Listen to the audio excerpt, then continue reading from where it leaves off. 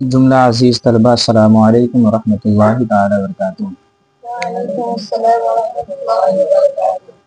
नहमदुहु व नुसल्लिमु व नुसल्ली अला रसूलिहिल करीम अम्मा बअद फ़अऊज़ु बिल्लाहि मिनश शैतानिर रजीम बिस्मिल्लाहिर रहमानिर रहीम व अलैसा लिल इंसानि इल्ला मा सआ सदक़ल्लाहु मौलाना अज़ीम व सदक़ रसूलुहुन नबियुल करीम व नहनु अला ज़ालिका लमिनश शाहिदीन व शाकिरीन व ज़ाकिरीन वल्हम्दुलिल्लाहि रब्बिल आलमीन।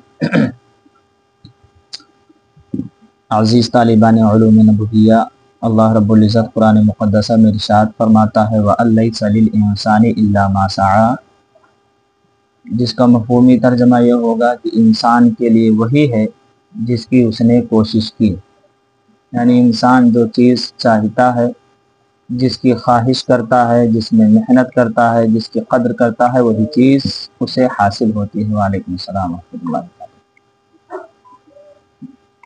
इस आयत से वक्त की कद्र और उसकी अहमियत भी उजागर होती है कि हमें किसी चीज़ की अगर कद्र करनी है, उसकी अहमियत को समझनी है, तो हमें सबसे पहले वक्त की कद्र करनी होगी।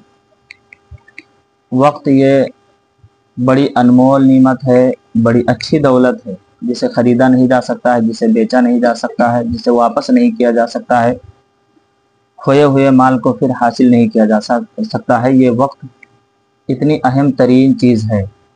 और इस वक्त के बारे में अल्लाह रब्बुल इज़्ज़त कलाम बलीग में, प्यारे आका सल्लल्लाहु ताला अलैहि वसल्लम हदीस में, उलमाए कराम फ़ुक़हाए कराम अपने अक़वाल में इसके फ़वायद बयान करते हैं। ख़ुद ही आप कुरान पाक में गौर करेंगे, कुरान पाक तो वो किताब है जिसमें सारी चीज़ें हैं, लेकिन इंसान वही समझता है, वही जानता है जो उसकी हैसियत होती है। जैसे इल्म होता है, गोताखोर जिस तरह गोते में माहिर होता है, उसी तरह मोतियां समंदर से चुनता है। इल्म की कोई, कुरान पाक की कोई मिसाल नहीं है। कुरान पाक में हर चीज़ आप पाएंगे। उसी में वक्त की कद्र, वक्त की अहमियत अगर तलाशेंगे तो जा बजा आप पाएंगे। नमाज के बारे में आप गौर व फिक्र करेंगे कि नमाज क्या है, तो नमाज वक्त मुकर्ररा पर फ़र्ज़ है। इससे भी साबित हुआ कि वक्त की अहमियत है। नमाज से भी वक्त का सबूत है। नमाज वक्त भी एक अहम चीज़ है। ज़ोहर की नमाज दिन में पढ़ना है, ये वक्त की अहमियत है। अगर उसे दिन में आप ज़ाये कर दिए तो फिर आप नहीं पढ़ सकते हैं, क़ज़ा पढ़ेंगे। ऐसे रमज़ान शरीफ में रोज़ा रखना है। रमज़ान में अगर आप लापरवाही में रोज़ा तर्क करते हैं, फिर वक्त निकल जाएगा, फिर दोबारा आप उस रोज़े को नहीं अदा कर सकते हैं, क़ज़ा करेंगे। उस फजीलत से महरूम रह जाएंगे, वाजिदात में मुब्तला हो जाएंगे। कहने का मकसद व मतलब यह है कि वक्त की बड़ी अहमियत है, वक्त बड़ी अनमोल चीज़ है। वक्त के फ़वायद कलाम बारी से भी है सबूत इसका, और हदीस रसूल से भी वक्त के फ़वायद मालूम किए जा सकते हैं। असलाफ की ज़िंदगी को देखेंगे तो आज हम जितनी किताबें पढ़ नहीं सकते हैं, उससे ज़्यादा वो किताबें लिख करके चले गए। जबकि पढ़ने के बिलमुकाबिल लिखाई में ज़्यादा सख्ती होती है और ज़्यादा दुश्वारी होती है। जितनी देर में आप आराम से पढ़ेंगे, एक सफ़ा पढ़ेंगे, और लिखने वाला बहुत ज़्यादा तेज़ तर्रार होगा तो वो आधा सफ़ा बमुश्किल लिख पाएगा। फिर तो आसान चीज़ें लिखेगा तो आधा सफ़ा लिख सकता है, लेकिन वही अगर कोई सख्त मसला हो, कोई दुश्वार चीज़ हो, तो एक ही सतर में रात की रात गुजर जाती है, दिन के दिन गुजर जाया करते हैं। एक मसले में साल हा साल गुजर जाया करते हैं। आला हज़रत अज़ीमुल बरकत की ज़िंदगी को आप देखेंगे तो आपकी सवाने में बयान किया जाता है कि आला हज़रत अज़ीमुल बरकत जब कहीं जाते थे, बीमार हो गए, तबीब के यहाँ जा रहे हैं, कोई मामला है, वकील के पास जा रहे हैं, या किसी से मुलाकात की गरज से जा रहे हैं, या तबलीग, दीन की तबलीग व इशाअत के लिए कहीं तशरीफ़ ले जा रहे हैं, तो आपके साथ किताबें हुआ करती थी, आपके साथ रोशनाई हुआ करती थी, आपके साथ कलम हुआ करते थे। आप या तो किताब पढ़ते, या तो किताब लिखते, या तो तबलीग फरमाते। वक्त को ज़ाया यूं ही नहीं कर दिया करते थे जैसा हमारा मामला होता है। मेराज भाई आइए, तशरीफ़ लाइए। जैसे हमारे मामलात होते हैं कि कहीं जाना होता है तो चंद दिन पहले ही से उसकी तैयारियां शुरू कर देते हैं, और ये हम मुकम्मल महसूस करते हैं कि उस दिन हमको फ्री हो जाना है। ये हर किसी का मामला होता है कि कहीं अगर कुछ करना है یا کوئی انتظام ہے تو ہم اپنے آپ کو اور سب کو یہی ترغیب دیں گے، یہی سمجھائیں گے کہ اس دن کوئی کام ہمیں کرنا نہ رہے، اس دن ہم فرصت میں ہو جائیں، اس دن ہم صرف بیٹھے رہیں، اس دن صرف ہم آرام کریں۔ اس دن اگر ہم کام کریں گے تو ہمارا نقصان ہو جائے گا، جبکہ زندگی کا مقصد یہ نہیں ہے۔ ہم شروع سے لے کر آخر تک فرصت کے لیے نہیں بھیجے گئے۔ ہم کوئی بھی انتظام ہو، کوئی بھی پروگرام ہو، کہیں جانا ہو تو ہم اپنے آپ کو فری نہ کر لیں۔ ہاں، ہم یہ مقصد رکھیں کہ ہمیں کچھ نہ کچھ کرنا ہے، دین کی باتیں کرنی ہے، دین کی تبلیغ کرنی ہے، یا ہم کو دنیاوی چیزیں کرنی ہیں، اس لیے کہ دین اور دنیا دونوں کو انجام ہمیں دینا ہے۔ اللہ رب العزت دنیا میں بھیجا ہے تو دنیا کے اسباب بھی ہمیں ہی حل کرنا ہے، اسے مہیا ہمیں ہی کرنا ہے، پھر اللہ رب العزت دینے والا ہے۔ تو مقصد یہ ہے کہ ہمارے اسلاف جن کا آج ہم نام لینے میں فخر محسوس کرتے ہیں، جن کی ہم سیرت کو بیان کر کے اپنے نام کو روشن کر لیا کرتے ہیں، ان کی جب سیرت، ان کی جب سوانح دیکھیں گے تو انہوں نے ہماری طرح لاوبالی اور اوباش طریقے سے زندگی نہیں گزاری، بلکہ انہوں نے وقت کی قدر کی، وقت کی اہمیت کو سمجھا۔ تو کوئی 800 کتابیں لکھ کر چلا گیا، کوئی 900 کتابیں لکھ کر چلا گیا، کوئی 1300 کتابیں لکھ کر کے چلا گیا، وہ ضخیم ترین کتابیں جسے ہم خرید نہیں سکتے ہیں، اتنی مہنگی، اتنی قیمتی کتابیں لکھ کر کے چلے گئے، جس فن کو ہم سمجھ نہیں سکتے ہیں، اتنا اہم فن، اتنا سخت فن لکھ کر کے چلے گئے۔ ایک امام گزرے ہیں، امام شعرانی، تو آپ کی بارگاہ میں اگر کوئی حاضر ہوتا تھا اور کوئی مسئلہ دریافت کرتا تھا تو اس سے آپ فرماتے تھے جلدی جلدی پوچھئے تاکہ وقت ضائع نہ ہو۔ کیا کہتے تھے؟ جلدی جلدی پوچھئے تاکہ وقت ضائع نہ ہو، اس لیے کہ آپ اسی مسئلے کو آدھا گھنٹہ میں بیان کریں گے، 10 منٹ میں بیان کریں گے، 5 منٹ بیان کریں گے، جبکہ اس کو آپ چند جملوں میں کہہ کر ختم کر دیجئے تاکہ ہم اس کو حل کر کے دوسرے مسئلے کی وضاحت کریں، اور آپ وقت کو ضائع کر دیں گے تو ہماری زندگی چند دن کی زندگی ہے، پھر وہ ہماری زندگی کا ایک حصہ ضائع ہو جائے گا۔ لہٰذا آپ جلدی جلدی ہم سے آپ سوال کریں اور ہم آپ کو بتا دیں۔ امام زوجی رحمۃ اللہ تعالیٰ علیہ فرماتے ہیں کہ ابو الوفا ایک بڑی عظیم ترین ہستی گزری ہے، تو ان کے بارے میں بتاتے ہیں کہ بے شمار کتابیں وہ لکھ کر کے چلے گئے، اور یہ بھی آپ لکھتے ہیں کہ ابھی اتنی ضخیم کتاب کسی نے لکھا نہیں۔ ان کی زندگی کو بیان کرنے کے بارے میں فرماتے ہیں امام غزالی رحمۃ اللہ تعالیٰ علیہ، جسے آج تصوف کا امام کہا جاتا ہے، اور جن کی کتابیں ہم پڑھے بغیر ادھورا رہتے ہیں۔ آپ کا جو ہے جلالت علم اور شان علم یہ ہے کہ ان کی کتابیں ہم پڑھ کر کے اپنی زندگی میں انقلاب لاتے ہیں۔ 78 کتاب لکھ کر کے وہ چلے گئے ہیں۔ ہم اپنی زندگی کا احتساب کریں، اگر ہم محاسبہ کریں تو 78 کتابیں بمشکل اس دور میں لوگ پڑھ پاتے ہیں۔ ٹھیک ہے، یہ قیامت کی نشانیاں ہیں۔ حضور صلی اللہ علیہ وسلم فرماتے ہیں کہ جب قرب قیامت ہوگا، ایک زمانہ ایسا آئے گا کہ علماء نہیں پائے جائیں گے، علم اٹھا لیا جائے گا، مراد ہے کہ علماء نہیں پائے جائیں گے۔ وہ یوں ہی ہوگا کہ لوگ دنیا کی طرف زیادہ راغب ہوں گے، دنیا کی طرف لوگوں کا میلان زیادہ ہوگا، دنیا کی چیزیں لوگ زیادہ پسند کریں گے، اس کے مقابلے میں دین کو لوگ بالائے پشت ڈال دیں گے، دین کی طرف لوگوں کا رجحان نہیں ہوگا، میلان نہیں ہوگا، دین کی لوگ مذمت کریں گے، علم دین سیکھنے والوں کو حقارت کی نظر سے دیکھیں گے۔ تو یہی ساری چیزیں جب پائی جائیں گی تو قیامت کی یہ نشانیوں میں شمار کی جائیں گی، اور اس میں جو سب سے قیامت کی نشانیوں میں جو علماء اٹھا لیے جائیں گے، اس میں سب سے بڑا سبب یہ ہوگا علم کی کمی کا کہ لوگ وقت کی اہمیت کو نہیں سمجھیں گے، وقت کی قدر نہیں کریں گے کہ وقت کی اہمیت کیا ہے۔ مدرسے میں طلبہ کو پڑھایا جاتا ہے تو ان پر اس دور میں باقاعدہ اساتذہ متعین کیے جاتے ہیں کہ آپ کی ذمہ داری ہے، آپ کو اتنی تنخواہ دی جائے گی، آپ کی نگرانی رہے گی۔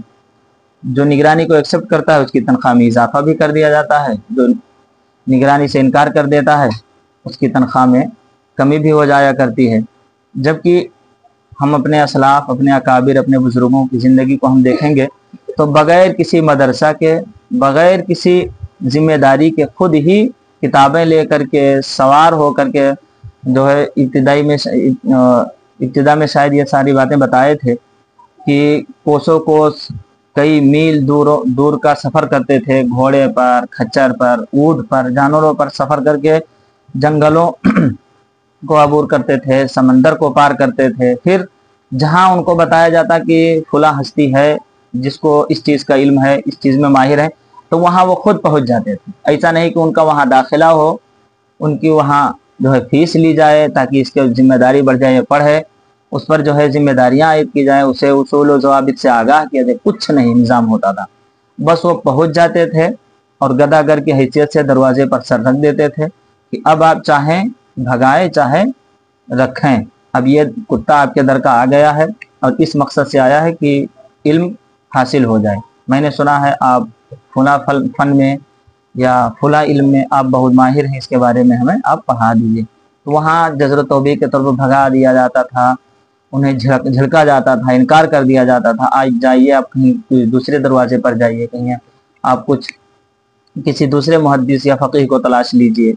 लेकिन वो पड़े रहते थे, नहीं हजरत, हम आपसे इस चीज़ को सीख करके जाएंगे, आपके इल्म का गलगला, आपके इल्म का शोहरा दूर दूर तक है, हम इस्तिफादा की गरज से आए हैं, हमें महरूम ना किया जाए। तो फिर जब वो देखते थे कि हाँ बहुत ही शौकीन है आने वाला और बहुत ही ख्वाहिशमंद है, तो उसे इल्म की लाजवाल दौलत भी मैसर हो जाती थी। उस्ताद का अदब करते थे, वक्त की कद्र करते थे, उसकी अहमियत को समझते थे और वहीं दरवाजे पर पड़े रहते थे। सूखी रोटी जो मैसर आई उसे खाए, फिर दुनिया माफिया से बेताल्लुक बेनियाज रहते थे कि हमें पहनना क्या है, खाना क्या है, कोई चीज़ नहीं, बस हमको इल्म हासिल करना है। हमारी जो उम्र है, वक्त इल्म हासिल करने के लिए जो उम्र है उसको हमें गनीमत समझ करके इल्म हासिल करना है। जब वो इस तरह से इल्म हासिल करते थे तो इल्म के बहरे ज़खार कोई तसव्वुफ़ का इमाम गुजरा, कोई फ़िक़ह का इमाम गुजरा, कोई हदीस का इमाम गुजरा, किसी को इमाम बुखारी कहा गया तो किसी को इमाम आज़म कहा गया, किसी को इमाम यूसुफ़ कहा गया। इमाम यूसुफ़ रहमतुल्लाह ताला अलैह की ज़िंदगी को आप देखेंगे, बहुत बड़े जो है मुहद्दिस हैं, मुफस्सिर हैं, फ़क़ीह हैं, हर फन में माहिर कह लिया जाए, बहुत बड़े इल्म वाले हैं। तो शेखैन में आते हैं, फ़िक़ह के शेखैन में आते हैं वो। तो इमाम अबू यूसुफ़ रहमतुल्लाह ताला अलैह बीमार हो गए, तो आपके एक शागिर्द रशीद जिनका नाम इब्राहिम जर्राह है, वो अयादत के लिए आए। बीमार जब कोई होता है तो ये सुन्नत रसूल से भी अयादत किया जाए। तो आपके शागिर्द आए तो आपके सरहाने बैठे, तो आप पर नीम गशी तारी थी, यानी बेहोश थे। इमाम अबू यूसुफ़ बेहोश थे। तो आप कुछ देर बैठे तो उन्हें कुछ इफाका हुआ, कुछ आराम हुआ। तो होश में जब आए, तो जब आदमी होश में आता है तो कूँ काँ करता है या किसी को पुकारता है या कोई वसीयत करने लगता है या किसी से मुलाकात की ख्वाहिश जताने लगता है या फला को बुला दो, मिलना है। लेकिन हमारे असलाफ की ज़िंदगी कितनी अनमोल ज़िंदगी है, कितनी लाजवाब ज़िंदगी है कि इमाम अबू यूसुफ़ जब होश में आते हैं तो फरमाते हैं, देखते हैं तो सामने वो खड़े हैं आपके शागिर्द इब्राहिम जर्राह। तो आप फरमाते हैं कि ये बताओ कि कंकरियाँ मारने के लिए पैदल जाना बेहतर है दौरान हज, कंकरियाँ मारने के लिए पैदल जाना बेहतर है कि सवार होकर जाना बेहतर है? जबकि बीमार आदमी जब बीमारी से कुछ राहत महसूस करता है, कुछ उसे आराम लगता है, तो खाने की ख्वाहिश करता है या फिर बिस्तर तब्दील करा दीजिए, या कपड़ा गंदा हो गया तब्दील करा दीजिए, या गर्मी लग रही है, अपने राहत की बातें करता है। खुलासा कलाम ये कि बीमार हमेशा अपनी राहत की बातें करता है। लेकिन ऐसी बीमारी में कि आप जब होश में आए तो मसला पूछने लगे, तो आपके शागिर्द थे तो उन्होंने कहा कि पैदल जाना अफजल है। तो इमाम अबू यूसुफ ने कहा पैदल नहीं, सवार होकर जाना अफजल है। तो उन्होंने कहा सवार जाना अफजल है। तो फिर इमाम अबू यूसुफ ने कहा कि पैदल जाना अफजल है। दोनों जब वो कह रहे हैं पैदल कंकरी मारना अफजल, तो इमाम अबू यूसुफ कह रहे हैं नहीं पैदल नहीं, सवार होकर। फिर उन्होंने बदल दिया, शागिर्द ने फिर कह दिया हाँ जी सवार होकर के मारना अफजल है कंकर शैतान को। तो आपने कह दिया कि हाँ नहीं पैदल। तो वो दोनों तरफ कह दिया गलत, ये भी गलत वो भी गलत। तो इमाम अबू यूसुफ कश्मकश में पड़ गए कि पैदल भी कह रहे हैं गलत और सवार होकर भी कह रहे हैं गलत। तो आपने फरमाया कि आप ही बता दीजिए क्या सही है, आप दोनों को गलत कह रहे हैं, दोनों को सही कह रहे हैं। तो इमाम अबू यूसुफ रहमतुल्लाह अलैह ने फरमाया कि कंकरी मारने के बाद दुआ पढ़कर जब ठहरना हो तो पैदल मारना अफजल है, और जब न ठहरना हो तो सवार होकर के मारना अफजल है, दोनों अफजल है। तो फिर वही एक दो सतर के बाद लिखा जाता है कि हजरत इब्राहिम जर्राह इतना मसला सुनने के बाद جب آپ کو محسوس ہوا کہ ہاں اب کچھ راحت ہے، اب کچھ بیماری میں کمی ہے، تو آپ جیسے ہی پلٹے دروازے پر پہنچے کہ ادھر انتقال کر گئے، تو انتقال کے وقت بھی انتقال ہونے والا ہے، پھر بھی وقت کی اتنی اہمیت ہے کہ ہمارا ایک لمحہ بھی شریعت و سنت سے نہ ہٹے، اور علم دین حاصل کرنے سے ہمارا ایک بھی وقت خارج نہ ہو، ہماری زندگی کا ایک ایک لمحہ، ایک ایک سیکنڈ، ایک ایک منٹ علم دین حاصل کرنے میں گزر جائے۔ اسلاف کا یہ دستور تھا، یہ معمول تھا۔ آپ کہیں بھی جاتے تھے، کھانے کے وقت ہو، بیٹھنے کے وقت ہو، طبیب کے پاس ہو، تو بتا چکے کہ ہمیشہ خیال یہی رہتا تھا کہ جو بھی زندگی کے لمحات گزرے صرف علم دین میں صرف ہوں، حصول علم دین میں، اشاعت علم دین میں، فروغ علم دین میں، ان سب چیزوں میں ہمارے اوقات صرف ہوں۔ اعلیٰ حضرت نہ جانے کتنی کتابیں لکھ کر کے چلے گئے، 13 سال کی عمر سے فتویٰ دینے لگے۔ اعلیٰ حضرت رات میں بتایا جاتا ہے 2.5 گھنٹہ یا 3 گھنٹہ آرام فرماتے تھے، دن میں تھوڑی دیر قیلولہ کرتے تھے، اس کے علاوہ سارا وقت آپ تصنیف میں صرف کر دیتے تھے۔ اگر کوئی مسئلہ پوچھنے کے لیے آئے تو اسے بتا رہے ہیں، ورنہ پھر اپنے تصنیف یعنی لکھنے میں مصروف ہو جاتے تھے۔ تب اتنی ضخیم ترین کتابیں لکھ کر کے اور اتنی کثیر کتابیں لکھ کر کے چلے گئے کہ جن کتابوں کو آج پڑھ لیا جائے تو اس کا کوئی مقابلہ نہیں کر سکتا ہے، کسی میدان میں اس کا مقابلہ نہیں ہو سکتا ہے، علم حیات میں ہو، علم نجوم میں ہو، تفسیر میں ہو، فقہ میں ہو، حدیث میں ہو، منطق میں ہو، فلسفہ میں ہو، مختلف علوم و فنون میں اعلیٰ حضرت عظیم البرکت کتابیں لکھ کر کے چلے گئے۔ تو کیوں لکھ کر کے چلے گئے؟ وقت کی اہمیت کو سمجھے، وقت کی قدر کیے، اور شوق تھا، لگن تھا، ان کا میلان تھا، مقصد یہ تھا کہ ہم جائیں تو اپنے بعد میں آنے والوں کے لیے ایک علمی ذخیرہ دے کر کے جائیں، جو لوگوں کے لیے شریعت و سنت کی طرف لے جانے والی چیز بنے۔ جب ہمارا یہ ہدف ہو، ہمارا یہ مقصد ہو کہ ہم علم دین حاصل کریں تاکہ ہماری آنے والی نسل ہم سے فائدہ حاصل کرے، آنے والی نسل کو ہم کچھ بتا کر کے جائیں، کچھ دے کر کے جائیں، تب ہمیں علم دین حاصل ہوگا۔ اور یوں ہی ہم خانہ پوری کریں، یوں ہی ہم صرف وقت گزاری کریں، اور یوں ہی ہم صرف آ کر کے پڑھ کے چلے جائیں، اپنا صرف وقت یہاں جو متعین کیا گیا اس وقت میں آئیں، پھر اس کے بعد ہم فرصت سمجھ لیں، تو اس طرح علم دین حاصل ہونے والا نہیں ہے۔ علم دین کے لیے لگن ہونا چاہیے، شوق ہونا چاہیے، جذبہ ہونا چاہیے، اور اپنے مقصد پر نظر ہونی چاہیے کہ ہمیں پڑھنا کیا ہے، ہمیں کرنا کیا ہے، اور ہمارے اغراض و مقاصد کیا ہیں پڑھنے کے، تو علم دین حاصل بآسانی کر سکتے ہیں، ورنہ صرف خانہ پوری اور آثار قیامت سے خالی نہیں ہوگا۔ اسلاف کی زندگی پڑھیں، اس میں غور کریں، اور پھر دیکھیں کہ کیا ان کی کرامت ہے، کہ کسی کا عطا ہے، کہ کیا وجہ ہے اتنی موٹی موٹی کتابیں۔ فتاوی تاج شریعہ ہم دیکھتے ہیں تو 10 جلدوں میں پا جاتے ہیں۔ فتاوی رضویہ کو جب لکھا گیا، آسان کیا گیا، تو 32 جلدوں میں اس کو جو ہے لکھ دیا گیا ہے نا۔ یوں ہی در مختار ہے، رد مختار ہے، لوگ آج پڑھ نہیں پا رہے ہیں ان سب عبارتوں کو۔ فتاوی عالمگیری 9 جلدوں میں لکھ کر کے چلے گیا، بعد اس کو جب اس کی شرح کر رہے ہیں تو کئی جلدوں پر بکھر جا رہی ہے، کئی جلدوں پر مشتمل ہو رہی ہے۔ تو یہ لکھنے والے، پڑھنے والے، کتابیں دے کر جانے والے سب انسان تھے، ہماری طرح تھے، وہ کوئی جنات نہیں تھے، کوئی فرشتہ نہیں تھے، ایک انسان تھے، ہماری ہی طرح تھے، اور نبی بھی نہیں تھے۔ حضور صلی اللہ تعالیٰ علیہ وسلم کی 6 حدیثیں ہیں، حضور صلی اللہ تعالیٰ علیہ وسلم فرماتے تھے اسے لکھ لیا جاتا تھا، اسی کی تشریح، قرآن کی تفسیر کر کے آج اتنی موٹی موٹی کتابیں لے کر کے چلے گئے۔ تمام چیزوں کا نچوڑ جا کر کے جو ہم نچوڑتے ہیں اور کھنگالتے ہیں تو نتیجہ برآمد ہوتا ہے، نتیجہ جو نکلتا ہے وقت کی اہمیت جس نے سمجھی، وقت کی قدر کی، انہوں نے کتاب لکھا، انہوں نے تقریر کی، انہوں نے اپنا نام زندہ کیا، وہ مدرسہ قائم کر کے چلے گئے، ان کے نام سے آج جامعہ چل رہا ہے، مکتب چل رہے ہیں، آج ان کے نام سے لائبریری چل رہی ہیں، بلڈنگیں بن رہی ہیں۔ وہ وقت کی اہمیت کو سمجھتے تھے، وقت کی قدر کرتے تھے، تب آج ان کا نام سر فہرست ہوتا ہے، ان کا نام ہم لے لیتے ہیں تو ہماری شناخت ہو جاتی ہے کہ سنی ہے، کہ وہابی ہے، عالم ہے کہ جاہل ہے۔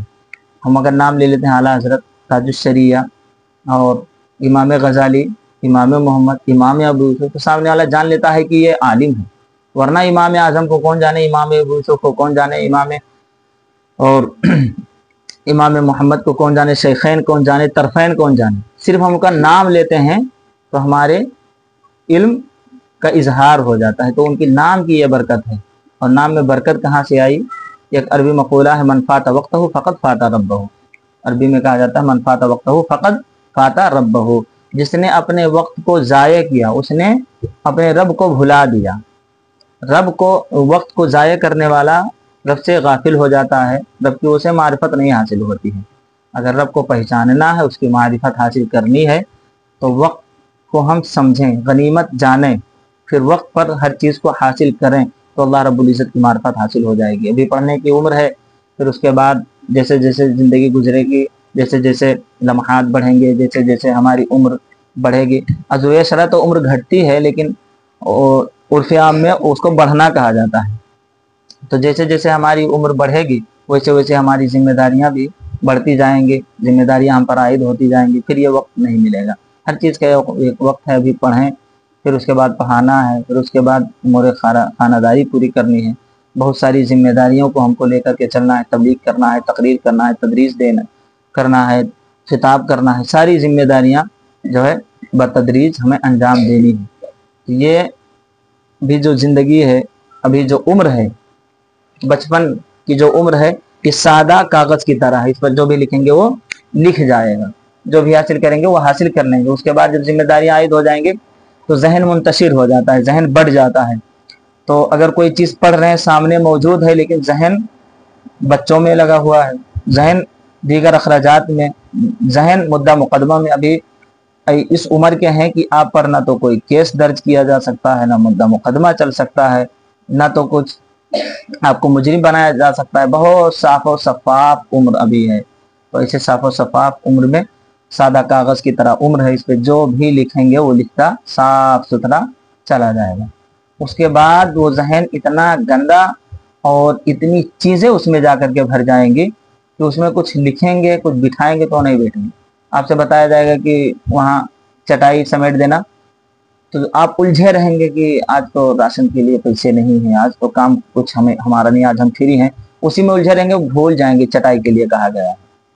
اتنی ذمہ داریاں آ جائیں گی، آپ کو کچھ کام بتایا جائے گا کہ وہاں چلے جانا، پھر 2 گھنٹے کے بعد جب ملیں گے تو کہیں گے وہ تو ذہن سے نکل گیا یار، اتنا اس وقت بزی رہتے ہیں، اتنا الجھے رہتے ہیں، ٹینشن اتنا رہتا ہے، پریشان، ایک تو گھر کے لوگ پریشان کر کے رکھے ہیں، یہ پڑوسی اس کا جو ہے وہ بال ہمارے اوپر آ رہا ہے، بہت ساری ذمہ داریاں آ جائیں گی۔ یہی وقت ہے بننے، سورنے، نکھرنے کا، اور زندگی میں انقلاب لانے کا، ہمیشہ کامیاب ہونے کا، ورنہ اس کی زندگی گزر گئی، یہ عمر گزر گئی تو پھر بعد میں یہ لمحہ، یہ سنہرا موقع ہاتھ نہیں آئے گا۔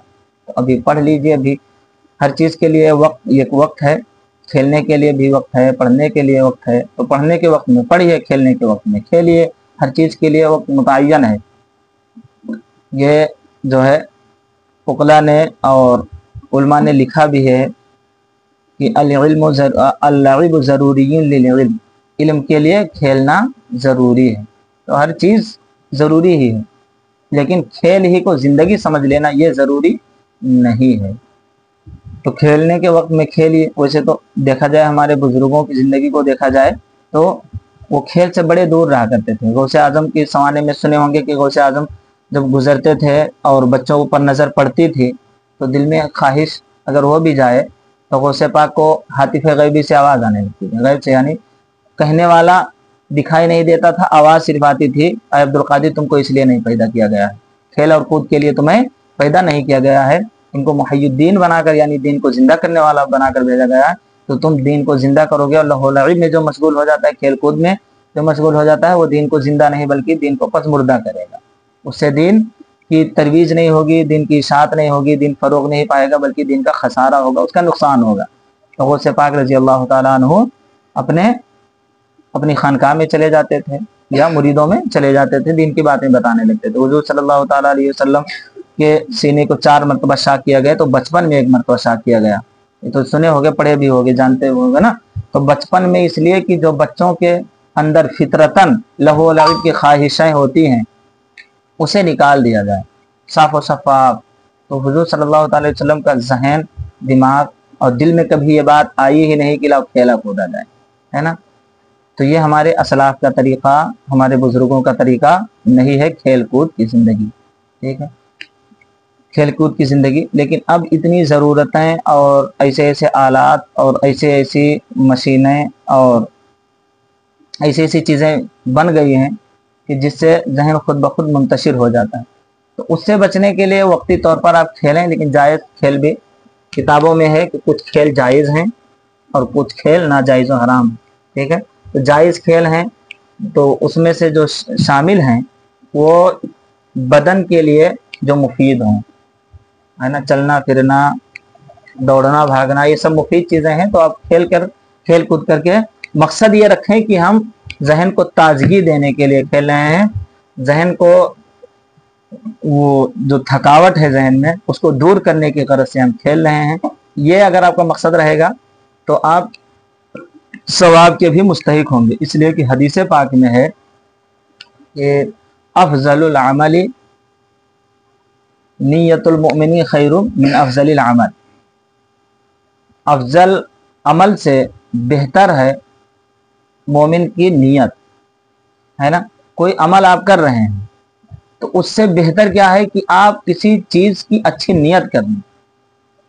آپ وضو کر رہے ہیں، ٹھیک ہے، ایک عمل ہے، ٹھیک ہے، تو وضو آپ کر رہے ہیں تو صرف آپ کا پیر ہاتھ منہ دھل جائے گا، ثواب کے مستحق نہیں بنیں گے۔ وضو آپ کر رہے ہیں، مسئلہ سن لو، اگر وضو آپ کر رہے ہیں تو اس میں ہاتھ پیر منہ سر سب دھل جائے گا، لیکن ثواب نہیں پائیں گے۔ کب تک؟ جب تک آپ نیت نہیں کریں گے، نیت نہیں کریں گے تب تک آپ ثواب سے محروم رہیں گے۔ تو نیت عمل سے بہتر ہے، نیت المومن خیر من عملی، نیت مومن کی نیت اس کے عمل سے بہتر ہے۔ آپ نماز پڑھیں گے، نماز کی نیت نہ کریں تو وہ صرف اٹھنا بیٹھنا رہے، پھر آپ کی نماز نہیں ہوگی، پھر آپ ثواب بھی نہیں پائیں گے۔ کوئی بھی چیز آپ کریں گے تو اس میں نیت ضرور کر لیا کرنا، ہے نا۔ تو کھیل کود میں اگر آپ کچھ وقت دینا چاہتے ہیں تو اس میں بھی نیت، آپ اچھی نیت کر لیں گے تو کھیل کود بھی ثواب میں چلا جائے گا، ثواب میں لکھ دیا جائے گا۔ آپ نماز کے بعد نماز سے فارغ ہو جائیں، آپ کو گھر کے کچھ کام کرنے ہیں تو آپ نیت کر لیجئے کہ ہم ظہر پڑھیں، عصر بھی پڑھنے ہیں، تو یہ سب وقت ثواب میں لکھے جائیں گے، ٹھیک ہے۔ تو جب آپ اچھے سے پڑھیں گے تو یہ سب مسئلے جانیں گے تو آپ عبادت کم کریں گے، ثواب زیادہ پاتے رہیں گے۔ سنے ہوں گے کہ عالم کا سونا بھی عبادت ہے۔ کیوں سونا عبادت؟ اس بنیاد پر نہیں کہ وہ علم حاصل کر لیا ہے، سونے کا وہ طریقہ جانتا ہے، وہ مسئلہ جانتا ہے کہ ہم سوئیں تو ظہر بعد سوئیں، عصر کی نیت کر کے سوئیں، اب اس کا سونا عبادت میں لکھا جا رہا ہے۔ لیکن وہی عالم بہت بڑا علم کا ذخار ہے، سمندر ہے، اس کے علم کا کوئی جواب نہیں ہے، ظہر پڑھ کے سویا ہے، نیت یہ ہے کہ ہم اب جا کے عشاء میں اٹھیں گے، ظہر بعد سویا ہے، عالم بہت بڑا ہے، لیکن نیت ہے کہ اب ہم عشاء میں اٹھیں گے، اب اس